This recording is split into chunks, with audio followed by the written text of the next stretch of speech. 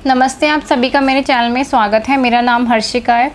हमारी आज की वीडियो है द सोल अनाटॉमी के बारे में, आत्मा की संरचना के बारे में। जैसे कि आत्मा के पास 3 शरीर होते हैं। पहला जो शरीर है वो है फिजिकल बॉडी, यानी कि हमारा जो भौतिक शरीर। इस शरीर के अंदर जैसे कि bones, muscles, ligament, CNS system, so ये सारी चीज़ें होती है। फिजिकल बॉडी यानी कि भौतिक शरीर, जिससे कि हम और आप अभी इस टाइम पे बात कर रहे हैं, जिसके अंदर एक रक्त, रस, मांस, मज्जा, अस्थि, मेद है। तो ये हमारा भौतिक शरीर है। दूसरा जो शरीर होता है वो है स्पिरिचुअल बॉडी, यानी कि आध्यात्मिक शरीर, इसे सब्टल बॉडी कहते हैं। और तीसरा जो शरीर होता है वो है मोनाडिक बॉडी या लाइट बॉडी, और इस वाले शरीर को दैवीय शरीर कहते हैं। सो आत्मा के पास 3 तरीके के शरीर होते हैं, और बहुत से लोगों को या बहुत से आजकल की जो मेडिकल साइंस है उन्हें सिर्फ एक ही शरीर का ज्ञान है, बाकी जो 2 शरीर हैं इनका ज्ञान नहीं है। सो इस वीडियो में हम बाकी के शरीरों के बारे में डिटेल में बात करेंगे कि इनकी संरचना कैसी होती है, इनकी अनाटॉमी क्या है और इनका क्या फंक्शन होता है। सो जैसे कि मैंने बता दिया फिज़िकल बॉडी के बारे में, यानी कि ह्यूमन अनाटॉमी के बारे में, जिसके अंदर हमारे पास ब्लड, मसल्स, लिगामेंट्स होते हैं। तो दूसरी जो हमारी है वो है स्पिरिचुअल बॉडी, सब्टल बॉडी। सो ये जो शरीर होते हैं ये 7 तरीके के होते हैं, और ये 7 चक्रों से जुड़े होते हैं। ये 7 डायमेंशनल होता है। ये एक मल्टी डायमेंशनल सोल अनाटॉमी है। ये पहला जो शरीर है उसके अंदर इथरिक बॉडी, जो फर्स्ट डायमेंशन से कनेक्ट होता है। इथरिक बॉडी में हमारे सारे चक्र होते हैं, जो 12 चक्र होते हैं वो एक्चुअली में इथरिक बॉडी में होते हैं, लेकिन हमें वो फिज़िकल बॉडी में महसूस होते हैं। जो लोग साधनाएं करते हैं, मेडिटेशन करते हैं, जिनकी कुंडलिनी जागृत है, वो महसूस कर सकते हैं अपने शरीरों को। दूसरा जो हमारा शरीर है वो है इमोशनल बॉडी, जो 2D यानी कि सेकंड डायमेंशन एक आयाम होते हैं, समय के दूसरे आयाम। डायमेंशन मतलब किसी दूसरे आयाम में। सो 7 जो सेकंड चक्र से जुड़ा हुआ है। इमोशनल बॉडी में हमारे सारे इमोशंस होते हैं, जितने भी हमारा भाव है, हमारे में खुशी, दुख, ये गुस्सा, प्यार, तो ये सारे इमोशंस होते हैं। तीसरे में हमारी होती है द मेंटल बॉडी। मेंटल में जो हमारी कॉन्शियसनेस है, जो सोच है, वो होती है, और ये 3D से जुड़ी होती है, यानी कि तीसरे डायमेंशन से और तीसरे वाले चक्र से। जैसे कि ये जुड़ी होती है रूट चक्र से, ये जुड़ी होती है सैक्रल चक्र से, ये है सोलर प्लेक्सस चक्र से। चौथी हमारी जो बॉडी होती है वो है एस्ट्रल बॉडी, 4D यानी कि हार्ट चक्र से जुड़ी हुई होती है। एस्ट्रल बॉडी इन सारी बॉडी का मिक्सचर है, मतलब ये सारी बॉडी मिल के जो शरीर बनाते हैं वो है astral body. So astral body mostly astral planes में जाने के लिए होती है। एस्ट्रल प्लेन एक आउट ऑफ बॉडी एक्सपीरियंस है, वहाँ पे जाने के लिए होती है। सो ये वाले जितने भी शरीर है वो वैसे ही दिखते हैं जैसे हमारी फिजिकल बॉडी अभी दिख रही है, बिल्कुल उसी तरीके से दिखते हैं। लेकिन जो आने वाले ये जो 3 शरीर है ये अलग होते हैं। इथरिक टेम्पलेट 5T यानी कि थॉरड चक्र से जुड़ी है और 5 डायमेंशनल से जुड़ी हुई है। उसके बाद है सेलेस्टियल बॉडी 6th चक्र से जुड़ी हुई है, अंजना चक्र से जुड़ी हुई है, यानी 3rd आई चक्र से जुड़ी हुई है। उसके बाद है कैथरिक बॉडी 7D यानी कि क्राउन चक्र में जुड़ी हुई है। तो ये जो 3 शरीर होते हैं, ये भी बहुत कम लोग हैं जो इन शरीरों से जुड़े हुए होते हैं। अगर आपका 3rd आई चक्र जागृत है, आपका क्राउन चक्र जागृत है, तभी आप इन शरीरों से जुड़ सकते हैं, अदरवाइज़ ये वाले शरीरों से कनेक्शन नहीं हो पाता है। सो ये वाले जो 3 शरीर होते हैं वो अलग होते हैं। जैसे कि अगर इन तीनों की ये अलग दिखते हैं इस वाले से, और इनकी जो एनर्जीज है वो बहुत अलग दिखेगी। इनकी जो एनर्जी है काफ़ी लो होगी, लेकिन ये जो शरीर है इनकी एनर्जी अलग होगी, और ये अपने आप को बदल सकते हैं, रियल सेल्फ में बदल सकते हैं। लेकिन ये वाले शरीर उसी की तरह दिखेंगे जैसे हमारी ह्यूमन बॉडी है। जैसे कि आत्मा ने एक शरीर छोड़ के दूसरे शरीर में जन्म लिया, तो जन्म लेते के साथ ही उनकी ये वाली बॉडी बदल जाएगी, लेकिन ये जो 3 बॉडीज़ हैं वो वैसी की वैसी ही रहेंगी। तो ये हमारी स्पिरिचुअल बॉडीज़ होती हैं। तीसरे तरीके की बॉडीज़ होती है, ये है मोनाडिक सेल्फ, लाइट बॉडी यानी कि दैवीय शरीर। ये वाली जितने भी शरीर है ना, ये सारे शरीर सोए हुए होते हैं और एक शेल के अंदर होते हैं। एक पूरी तरीके से शेल मान लीजिए या गर्भ मान लीजिए, उनके अंदर होते हैं ये वाले जितने भी शरीर होते हैं। सो जब आपकी कुंडलिनी क्राउन चक्र पे यानी कि सहस्त्रार चक्र पे पहुंच जाती है, तब ये वाले शरीर खुलते हैं। 8th D जब आपका 8th चक्र घूमना शुरू होता है, तब ये हायर हार्ट बॉडी खुलती है। 9th D जब आपका 9th बॉडी है निफीलियम बॉडी, जब आपका 9th चक्र जागृत होता है तब ये शरीर खुलता है। सोलर बॉडी 10th जी जब 10th चक्र जागृत होता है, लूनर बॉडी 11th जी जब 11th चक्र जागृत होता है। फिर है 12D कॉस्मिक अवतार सेल्फ, ये आपका जब 12th चक्र यानी कि स्टीलर गेटवे एक्टिवेट होता है। ऐसे गैलेक्टिक चक्र, सोल चक्र, तो ये जितने भी हायर चक्र हैं जब जागृत होते हैं और जब आप कुंडलिनी असेंशन की लास्ट वाली स्टेज में पहुंचते हैं यानी कि रीबर्थ वाली स्टेज में पहुंचे, तब ये जो शरीर है तब ये जागृत होते हैं। अदरवाइज ये जो शरीर है हमेशा सोए हुए रहते हैं, इसी तरीके से सोए हुए रहते हैं जैसे कि एक बच्चा घर में सोया हुआ रहता है ना, वैसे ये शरीर हमेशा सोए हुए रहते हैं, एक शेल के अंदर रहते हैं और हमेशा सोए हुए रहते हैं। सो इन शरीरों के बारे में मैं किसी और टाइम डिटेल में वीडियो बनाऊँगी, तब बात करेंगे। तो चलिए शुरू करते हैं अनाटॉमी के बारे में, इन शरीरों के बारे में बात करते हैं। सो ये जितने भी हमारे शरीर होते हैं यानी कि सब्टल बॉडी है, आध्यात्मिक बॉडी, इन सारे शरीरों के अंदर सोल, नर्व्स और फाइबर्स होती है, मतलब कि नाड़ीज होती है। जिस तरीके से हमारा CNS सिस्टम है, सेंट्रल नर्वस सिस्टम है, उसके अंदर बहुत सारी नर्व्स होती हैं। यानी कि हम अपने हाथ को भी देख लें, इसके अंदर बहुत सारी नर्व्स है, जैसे कि मेन 2 नर्व्स हैं फिजिकल बॉडी में, अल्ना और रेडियल नर्व्स। तो ये जितनी भी नर्व्स हैं ऐसी ही सेम इसी की बिल्कुल ब्लूप्रिंट, जैसे हमारी फिजिकल बॉडी में नर्व्स हैं, इसी के बिल्कुल जो सेम ब्लूप्रिंट जो नर्व्स होती हैं वो इन शरीरों के अंदर होती हैं। इसके अंदर बहुत सारी छोटी छोटी गहरी नर्व्स, सोल फाइबर्स होती हैं। सो ऐसा नहीं है कि आत्मा सिर्फ एक एनर्जी है। बहुत से लोग सोचते हैं कि आत्मा सिर्फ एक ऊर्जा है, उसके अंदर किसी तरीके की नर्व्स नहीं है, लेकिन जो आत्मा के पास जो शरीर होते हैं उनके अंदर भी नर्व्स होती हैं, फाइबर्स होती हैं, और ये 1 करोड़ से ज़्यादा होती हैं। सो हर एक नर्व, हर एक फाइबर का अपना अपना एक नाम होता है। सो ये सारी की सारी नाड़ीज हैं और इनके अंदर हमेशा इलेक्ट्रिकल सिग्नल्स ट्रांसमिट करते रहते हैं हमेशा। जैसे कि हमारे बॉडी की जो नर्व्स हैं उनके अंदर हमेशा खून, ब्लड सर्कुलेशन होता रहता है, ऑक्सीजनेटेड ब्लड और डीऑक्सीजनेटेड ब्लड आता रहता है। इसी तरीके से जो ये नाड़ी सिस्टम है इसके अंदर इलेक्ट्रिकल नर्व्स में सिग्नल्स आते जाते रहते हैं। जैसे कि इस साइड में देखो, जो राइट साइड है आपकी, पिंगला साइड है, वो मस्कुलिन एनर्जी है, उनके अंदर हमेशा इलेक्ट्रिकल सिग्नल्स आएंगे। जो लेफ़्ट साइड है, जो इंगला साइड है, उसके अंदर हमेशा मैग्नेटिक सिग्नल्स आते जाते रहेंगे और इन्हीं नाड़ीज़ के अंदर जाते रहेंगे। तो इन सारी नाड़ीज़ के अंदर जो 2 मेन नाड़ी है वो है इंगला और पिंगला नाड़ी। ये बहुत इंपॉर्टेंट नाड़ी है। इसे अगर मैं तिब्बतियन या चाइनीज़ मैथोलॉजी में बोलूँ तो इसे टाई और ची के नाम से जाना जाता है, या फिर वो इन्हें 2 ड्रैगन्स के तरह भी देखते हैं, रेड एंड ब्लू ड्रैगन, इस तरीके से भी देखते हैं। सो अलग अलग चीज़ों में अलग इन्हें नाम दिए गए हैं, लेकिन इनका जो मैं बोल रही हूँ वो है इंगला और पिंगला नाड़ी, यानी कि मस्कुलिन और फेमिनिन नाड़ी। सो ये दोनों जो नाड़ीज़ होती है वो यहाँ पर तो 3rd आई के सेंटर में आके जुड़ती हैं और ये सब भी सारे चक्रों से जुड़ी हुई होती हैं। लेकिन सबके अंदर, जैसे कि जब भी अर्थ में कोई इनकारनेशन होता है, कोई भी बच्चा जब जन्म लेता है, तब ये जो नाड़ीज़ होती है ये अपनी जगह से हट जाती है। जितने भी लोग हैं, ऑलमोस्ट सभी लोग हैं जो भी अर्थ में, उनकी ये नाड़ीज़ जन्म के बाद, यानी कि जब वो एक शरीर धारण कर लेते हैं और जब उनका अर्थ में जन्म होता है तो उनकी ये नाड़ी अपनी जगह से हट जाती है। जन्म के समय या जब वो गर्भ में होते हैं उसी टाइम जब शरीर बन रहा होता है, तो ये दोनों नाड़ियाँ कभी भी अपनी जगह पे नहीं लग पाती है, हट जाती हैं। सो इनके हटने का कारण क्या है वो हम इस वीडियो में बात करेंगे कि ये दोनों नाड़ियाँ अपनी जगह से स्प्लिट हो जाती हैं, हट जाती है। और जैसे ये दोनों नाड़ियाँ अपनी दोनों जगह से हट जाती है, मतलब कि आपके अंदर की मस्कुलिन और फेमिनिन एनर्जी अलग हो गई है। आपका जो ब्रेन है वो 3 हिस्सों में टूट गया है, कॉन्शियस, सबकॉन्शियस और अनकॉन्शियस माइंड। किस टाइम पे आप डुअलिटी पे चल रहे हैं, नॉन डुअलिटी वाली स्टेज में पहुंचना है आप। अब इस टाइम पे आप डुअलिटी हो, यानी कि आपके अंदर की मस्कुलिन और फेमिनिन एनर्जी अलग है, आप अंदर से सेपरेटेड हो। सो इनका सेपरेशन हो रहा है और इन नाड़ियों के बीच में से हटने का जो मेन कारण होते हैं वो इसमें बात करते हैं। इन नाड़ीज़ के हटने के 3 मेन कारण होते हैं।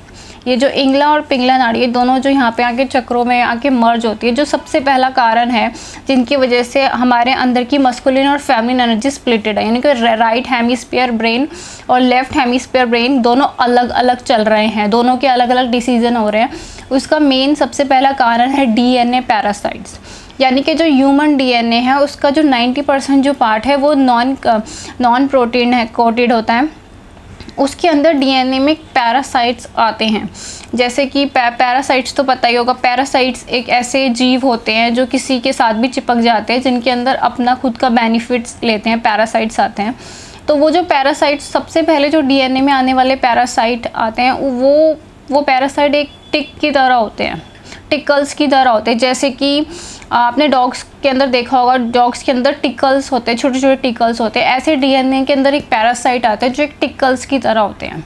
ये जो पैरासाइट है जैसे ही बच्चा बनने लगता है, जैसे उनमें एम्ब्रियो डेवलपमेंट होने लगता है, ये सारे टिकल्स एकदम से डीपर सेल्फ में चले जाते हैं, यानी कि इन शरीरों के अंदर वो अपने आप ही चले जाते हैं, इन इथरिक बॉडी के अंदर अपने आप ही चले जाते हैं और इन नाड़ीज़ के साथ चिपक जाते हैं, बहुत चिपक जाते हैं और इन नाड़ीज़ को अंदर से डिस्ट्रॉय कर देते हैं, पूरी तरीके से डिस्ट्रॉय करना शुरू कर देते हैं इनके अंदर।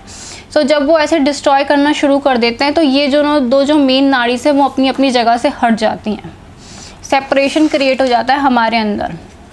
सो ये एक तरीके के डीएनए पैरासाइट्स हैं जो आते हैं, जो 60,000 ईयर से ह्यूमन डीएनए में चले आ रहे हैं। 60,000 ईयर से ये बीमारी है जो चली आती है, एक से दूसरे जनरेशन पे चलती रहती है।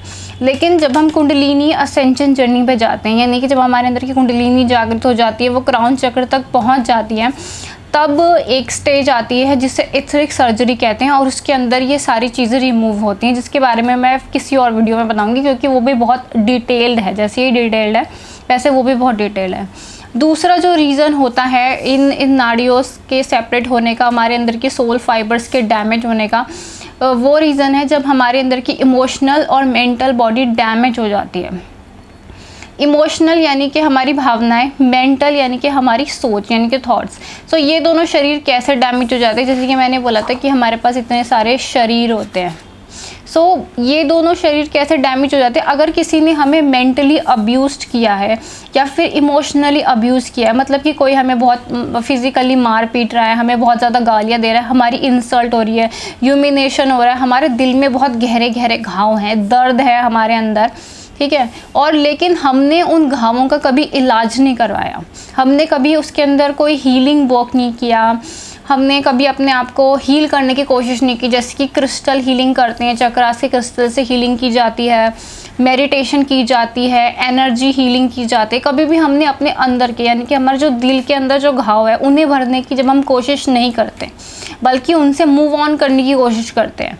जो हमारा पास्ट है उसे हमने हील नहीं किया, किसी के साथ कोई सेक्सुअल अब्यूज़ भी हुआ है उसे हील नहीं किया, आगे बढ़ा, मतलब अपने काम में आगे उसे भूलने की कोशिश की, उसे अपने काम में कॉन्सेंट्रेट किया, तो क्या होता है, जो हमारे अंदर की इमोशनल और मेंटल बॉडी होती है उसके अंदर की जो ये नाड़ीज़ हैं, उनके अंदर की जो नर्व्स है वो डैमेज हो जाएंगी, और अगर उन्हें टाइम से हील नहीं किया तो उसके अंदर पैरासाइट आ जाते हैं।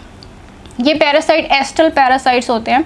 एस्ट्रल पैरासाइट्स का भी अपना एक किंगडम होता है, जैसे कि यहाँ पे एनिमल पैरासाइट्स है, उनका अपना एक किंगडम्स है, जैसे कि स्पाइडर्स हैं, उनकी अपनी एक दुनिया है। ऐसे एस्ट्रल पैरासाइट्स की अपनी एक दुनिया होती है, लेकिन अभी वो आपके शरीर में जंप करेंगे, क्योंकि जैसे उन्हें वो सोर्स दिखता है कि हाँ भाई इनसे अटैक किया जा सकता है, तो वो जहाँ पे भी ये नर्व्स डैमेज हो जाएंगी वो वहाँ पे जाके अटैक करेंगे और वहाँ पे चिपक जाएंगे। सो ये बिल्कुल वैसे ही होता है, अगर हमारे शरीर में कोई कट लग गया, कोई घाव लग गया और हमने उस पर दवाई नहीं लगाई है और हमने उसे ऐसे ही छोड़ दिया, कोई गहरा घाव है उसे ऐसे ही छोड़ दिया, तो क्या होगा, कुछ टाइम बाद वो घाव और ज़्यादा सड़ जाएगा, उसके ऊपर और ज़्यादा बैक्टीरिया आ जाएंगे। सेम इसी तरह होता है, अगर हमारी सोल बॉडी में कोई घाव है और हमने उसे नहीं भरा तो उसके अंदर पैरासाइट्स आ जाते हैं और ये डैमेज कर देते हैं। तो जब भी ऐसा डैमेज होता है तो इंसान को बहुत ज़्यादा इमोशनल और मेंटल डिसीज़ होने लगते हैं, जैसे कि एंजाइटीज़ होना, डिप्रेशन होना, और बहुत रेयर केसेस में स्कीज़ोफ्रेनिया होना, साइकोसिस होना, इस तरीके की मेंटल डिसीज़ होने लग जाती है अगर ये मेंटल बॉडी डैमेज हो जाए। इस तरह अगर इमोशनल बॉडी डैमेज हो जाए तो बहुत सारे इमोशनल इश्यूज़ होंगे, जैसे बहुत ज़्यादा डर लगना, एडिक्शंस होना, कोडिपेंडेंसी होना, एक प्यार के लिए नीडीनेस होना, अकेले ना रह पाना, ये सारी चीज़ें इन सोल बॉडीज़ के डैमेज होने से होने लग जाती है। तीसरा जो कारण है जिसकी वजह से ये सेपरेट हो जाती है वो है the death seal. Death seal क्या है? डेथ सील एक सील होती है, जैसे कि जीसस के अंदर क्रूसिफिकेशन इम्प्लांट होता है। क्रूसिफिकेशन इम्प्लांट में क्या होता है, दोनों शोल्डर्स पे एक एक कील ठोक दी जाती है। इसी तरह जो हमारी स्पिरिचुअल बॉडी है उसके अंदर 2 इम्प्लांट लगे हुए हैं, 2 एलियन इम्प्लांट लगे हुए हैं, इसे डेथ सील कहते हैं। सो इन दोनों इम्प्लांट दोनों शोल्डर्स के ऊपर लगे हुए होते हैं, और इन इम्प्लांट्स की वजह से कुछ टाइम बाद ये शरीर डैमेज होना शुरू हो जाएगा, यानी कि ऑटोमेटिकली सेल डेथ होनी शुरू हो जाती है इन इम्प्लांट्स की वजह से। तो ये इम्प्लांट भी around 60,000 year ago human body में लगा दिए थे डार्क फोर्सेस ने, तो ये इम्प्लांट अभी तक चल रहे हैं। लेकिन बहुत कम या रेयर लोग होते हैं जो अपनी कुंडलिनी जर्नी को ख़त्म करते हैं, और इन द एंड की जो स्टेजेस होती है उसके अंदर ये क्रूसिफिकेशन इम्प्लांट निकलता है, और ये बहुत दर्द भरे तरीके से निकलता है ये इम्प्लांट। तो ये तीसरा रीज़न होता है इन नाड़ी तंत्र के डिस्ट्रॉय होने का। चौथा जो रीज़न होता है वो है कॉर्ड्स अटैचमेंट। अगर आपकी किसी के साथ इथरिक कॉर्ड अटैचमेंट है, यानी कि आपके किसी के साथ सेक्सुअल रिलेशनशिप्स हैं, तो आपके लोअर चक्रास के साथ उनकी कॉर्ड जुड़ी हुई होगी, इसे रिमूव करना होता है। अगर आपके किसी के साथ इमोशनल कनेक्शन है और वो पर्सन अब्यूसिव है, नार्सिसिस्टिक है, या फिर एक एनर्जी वेम्पायर है, तो आपकी उनके साथ ऊपर वाले चक्रों से कॉर्ड जुड़ी हुई होगी, तो ये सारी कॉर्ड्स कट करनी पड़ती है। अगर कॉर्ड्स कट नहीं हुई तो आपकी ये बॉडी डैमेज होती रहेगी। सो इन सब चीज़ों डैमेजेस से बाहर निकलने के लिए चक्रास पे वर्क करना बहुत ज़रूरी है, कुंडलिनी को अवेकन करना बहुत ज़रूरी है। सो ये रीज़न्स होता है जिसकी वजह से हमारे अंदर की जो मस्कुलिन और फेमिनिन एनर्जी स्प्लिट हो जाती है, हमारे अंदर की इंगला और पिंगला नाड़ी स्प्लिट हो जाती है, या फिर हमारे अंदर के लेफ़्ट और राइट जो हेमिस्फीयर्स हैं वो स्प्लिट हो जाते हैं। ये एक मेन रीज़न होता है। सो ये थे 4 मेन रीज़न कि जिस वजह से हमारी जो नाड़ीज़ हैं वो सेपरेट हो जाती हैं। अगला जो रीज़न है इसी शरीर के बारे में बताते हैं, जैसे कि हमारी स्पिरिचुअल बॉडी है, ये कभी भी जेंडरलेस नहीं होती। मतलब कि अगर आप मस्कुलिन एनर्जी है या फिर डिवाइन मस्कुलिन है तो आपके अंदर इथरिक स्पर्म होगा। जैसे फिजिकल बॉडी में स्पर्म प्रोडक्शन होता है, वैसे ये वाले जो शरीर है इनके अंदर इथरिक स्पर्म बनता है। और ये इथरिक स्पर्म कहाँ पे बनता है, गर्भ चक्र में बनता है। ये गर्भ चक्र जो फीमेल्स के अंदर होता है, यानी कि फेमिनिन सोल के अंदर होता है, उसके अंदर दूसरे बच्चे को रखने की या फिर दूसरी सोल को रखने की जगह होती है। वो हमेशा 2 चक्रों के बीच में होते हैं, मतलब कि सैक्रल और सोलर प्लेक्सस चक्र के बीच में होगा गर्भ चक्र। सो अगर आप मेल हैं तो आपका जो गर्भ चक्र है उसके अंदर एक्चुअली में इथरिक प्रोडक्शन होगा, इथरिक स्पर्म प्रोडक्शन होगा। और अगर आप फीमेल हैं तो आपका जो 13th चक्र है, द वर्म चक्र, उसके अंदर ओव्यूम होगा, इथरिक ओव्यूम होगा।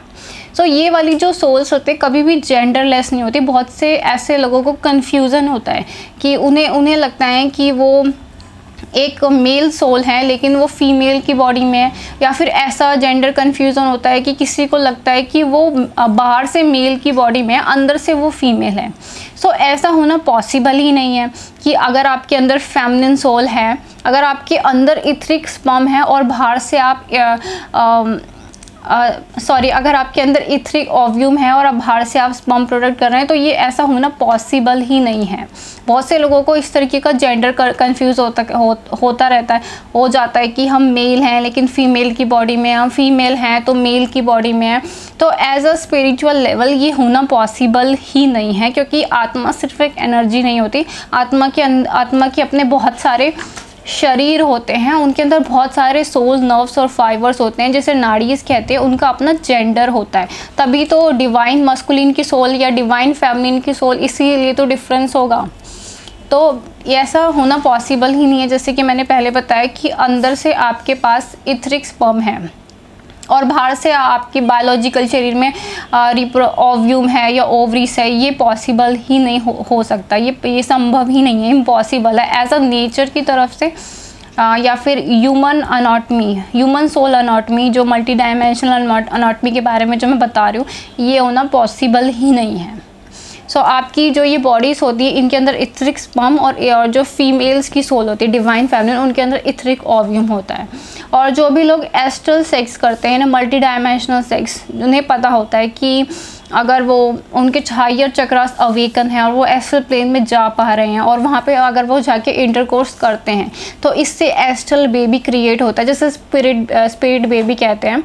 ये जो बेबी है वो 3D में मैनिफेस्ट हो जाता है यानी कि आपकी ह्यूमन बॉडी में आ जाता है। लेकिन जो ये प्रेगनेंसी का टाइम होता है, एस्ट्रल प्रेगनेंसी का टाइम बहुत ही ज़्यादा होता है, बहुत ही ज़्यादा। इनमें ईयर्स लगते हैं, 3 to 4 ईयर्स भी लगते हैं और कईयों में 10 ईयर्स भी लग सकते हैं। सो ये सबका अलग अलग होता है। लेकिन ये जो प्रेगनेंसी टाइम है काफ़ी ज़्यादा लॉन्ग होता है as compare to physical biological pregnancy से। ये एस्ट्रल प्रेगनेंसीज पूरी तरीके से अलग होते हैं। ये थी मेरी वीडियो जिसके अंदर मैंने आपको बताया है सोल अनाटॉमी के बारे में। अगर आपको मेरी वीडियो पसंद आई है तो आप मेरे चैनल को लाइक करें, शेयर करें, सब्सक्राइब करें। और आप में से जिनको भी लगता है कि वो पहले से सब कुछ जानते हैं, वो बहुत ज़्यादा नॉलेजेबल पर्सन है, तो प्लीज़ अपना नॉलेज, अपना ज्ञान कमेंट सेक्शंस में मत लिखिएगा। अपना खुद का यूट्यूब चैनल बनाइए, वहाँ पे आप जाके लोगों को ज्ञान दीजिए। लेकिन मेरे को कमेंट सेक्शन में बिल्कुल भी मत लिखिएगा, क्योंकि कमियां निकालना, बुराइयां करना बहुत ही इजी है। वहाँ बैठ के ऐसे कमियां और बुराइयां निकालना इट्स वेरी इजी।